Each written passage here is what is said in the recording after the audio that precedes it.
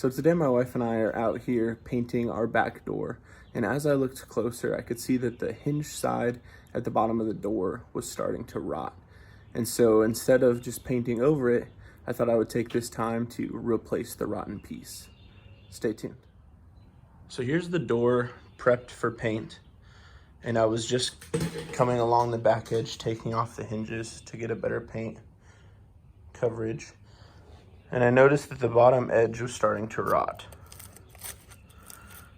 So I took off the weather seal that just slid right out of the groove down here, and noticed that it only goes this far because this is as far as the wood goes. And then it comes up to about here where I've made a score line. And this whole edge is wood. So this just needs to be replaced with a pressure treated piece. Now I went to the other side, and this is dark, but it's completely solid. Like, this is still very strong. So I'm just gonna cover that in paint to seal it up. But we're gonna go ahead and try to get a piece that can slip right in here and put it back to normal. This is what the inside of that cavity looks like, and you can see there's a little bit of a ledge right there, which will make forming a new piece of wood a little bit more challenging. But you can see we enter solid wood right here, and there's just not really a good way to cut that out. So what I'm gonna try to do is use my rigid multi-tool that moves back and forth and can cut through that in a small diameter here. So we're gonna give that a shot and see how that works. Now that we have it cleaned out and square, I have measured that this is 3 3/4 inches long by 1 inch, 1 3/8 deep.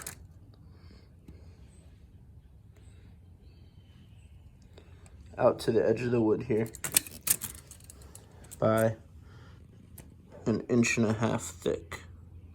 So we're using a standard 2x material, and then I'm gonna get those measurements on the piece of pressure treated wood that I have right here. So I've measured out 3 3/8 there by 1 3/8 right there. And that will be our piece of wood that we use to fill in the side of the door. So I've set my square as a guide for my circular saw 1 5/16 inches away from the blade so that I can make the appropriate cut.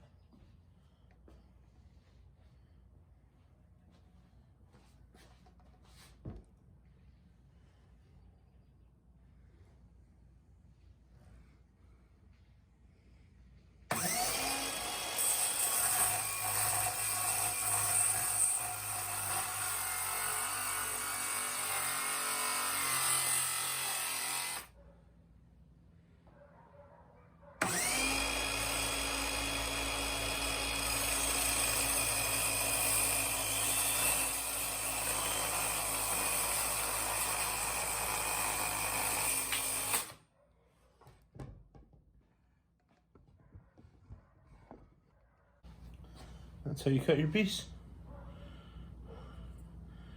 And jam your thumbnail when you're trying to adjust the shoe. Ouch.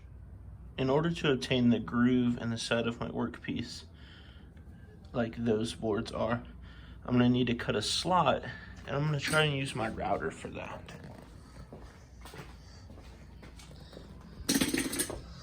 So I've installed my 1/4 inch router bit on the router, and the slot is 3/8, but I think if I need to, I can just slide the router bit down after I cut the first slot to give me a little bit more clearance.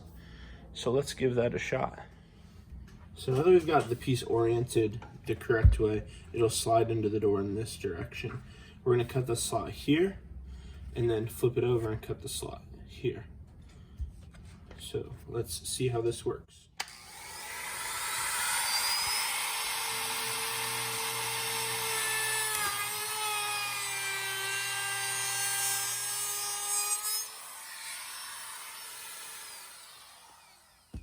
And you want to be very careful with your hand because obviously you're using a spinning blade really close to it.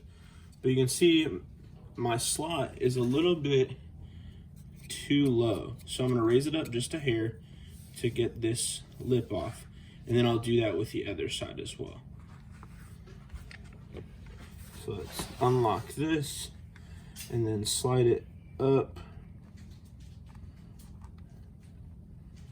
Just enough to get that top section, lock it down.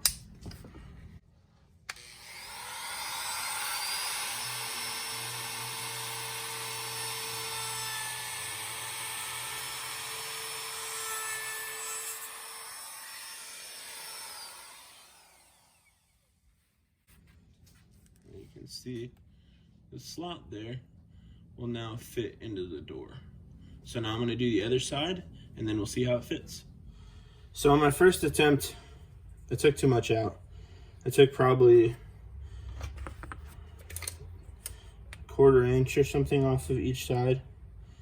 Yeah, there's 1/4 inch, which is way too much. I think I probably only need like 1/8 of an inch. So I cut a new piece, lowered the bit down quite a bit, and we're just gonna progressively get there so I don't screw it up again. So here we go.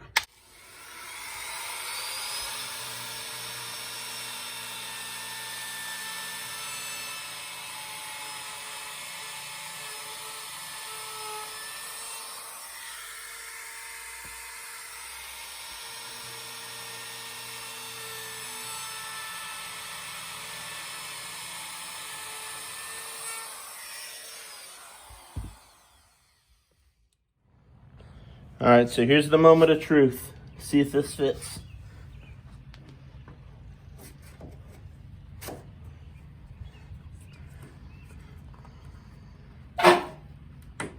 So that pinches down around it to hold it in. Give it a couple love taps.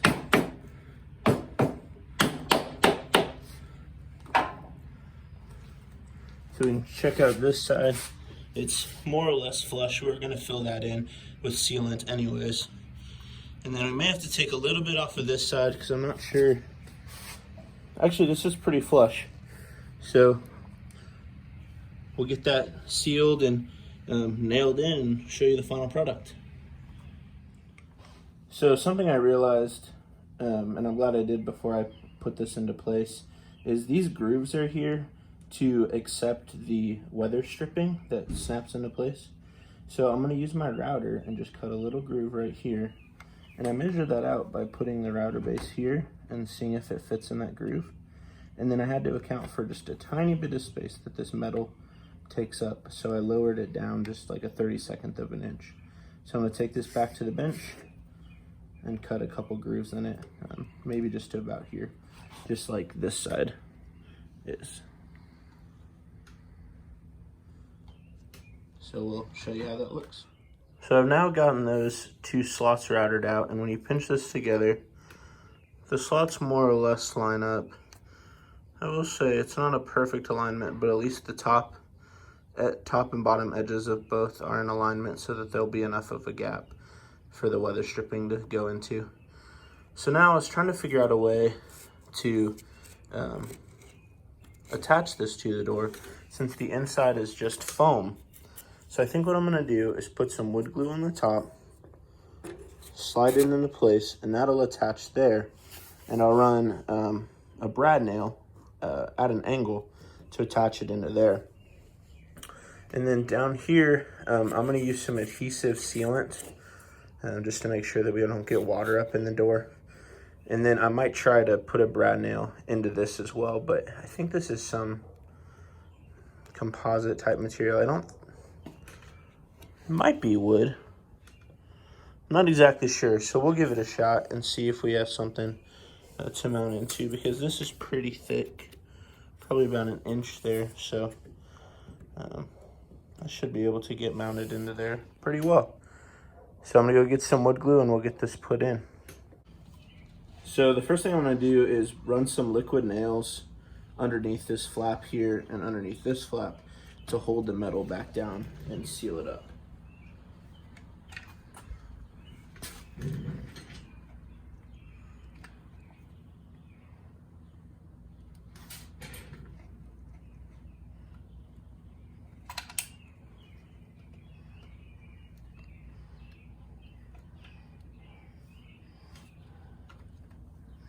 Oh man, it's coming.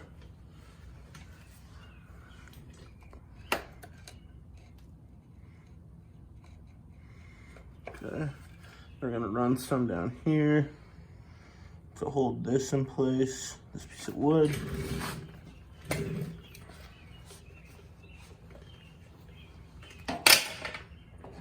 And we're gonna put some wood glue on here.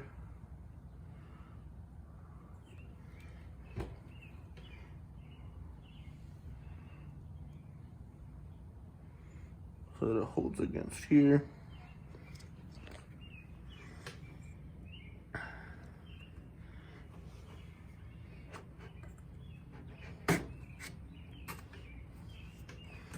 And then that's gonna spew out and create a big old mess. But thankfully we were prepared for painting. So we have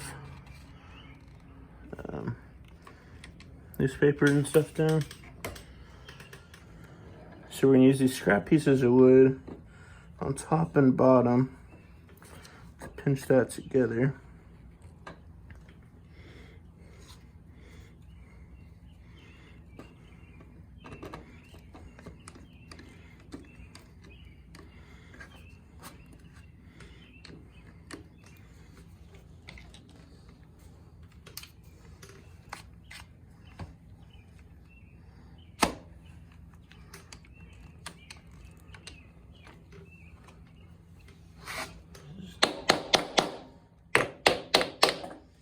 So that is all in place right here. It's come up flush to this edge. And we'll get that filled in with some sealant, and then we'll get that get that painted.